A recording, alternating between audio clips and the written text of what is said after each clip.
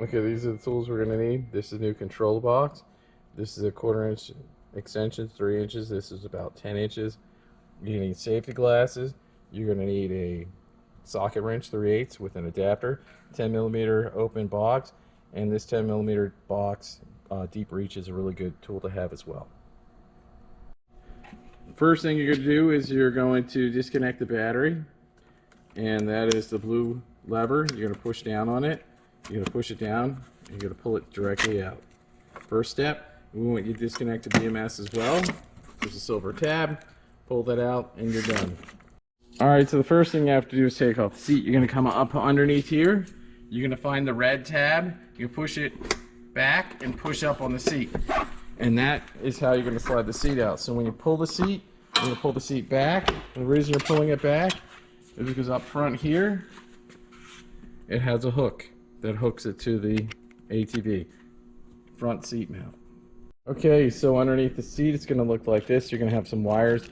These have been sealed to keep water out. So these are wires that are connected to the controller. Before you start removing the controller pieces, make note of the color coding that's here. There's a yellow washer that goes to the yellow wire here. There is a black washer that goes to the black washer there. There's green that goes to the green, blue goes to the blue, and red goes to the red washer.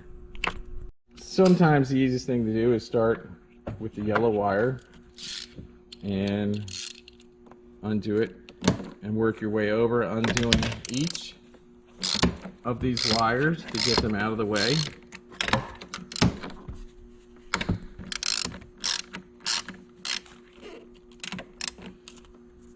He's breaking them all free, but you're going to undo all these wires.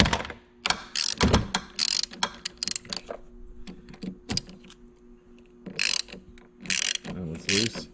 Okay, once you undo all these wires, you're going to completely take them off. Then you're going to start with the next phase of it.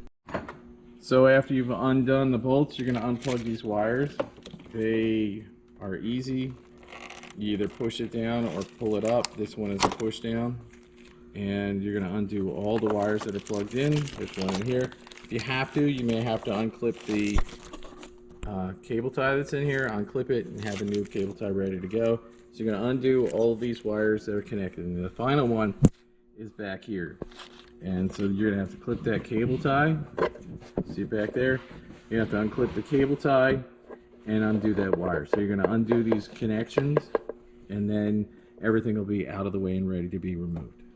Okay, so this is held on by 4 10mm bolts in the corner, and you're simply going to undo these, but you have to have a open box underneath because there's a nut on it. So this is the toughest part of the job. You have to loosen the bolt and have a 10mm wrench, open box wrench at the bottom to hold the nut from spinning. And you do 4 of these. There's 4 of them here in each 4 corners. So this is reached down inside, and he has the 10mm nut held with the open box, and he's undoing them now, and he's going to undo the 4 corners. So be careful not to lose those because they're 10mm nuts. So this is a controller close up. You've got 1, 2, 3, 4 bolts to undo, and then it will lift out of the ATV. Okay, when you tighten it up, you're going to tighten these back up, and you're only going to do about 3 foot-pounds, which is really about 1 finger. So if you have a torque wrench, 3 foot-pounds, or I think it's 30 inch-pounds is all you need, because you don't want to over torque it and spin it inside the control boxes, then you'll need a new control box. And he's putting the covers back on.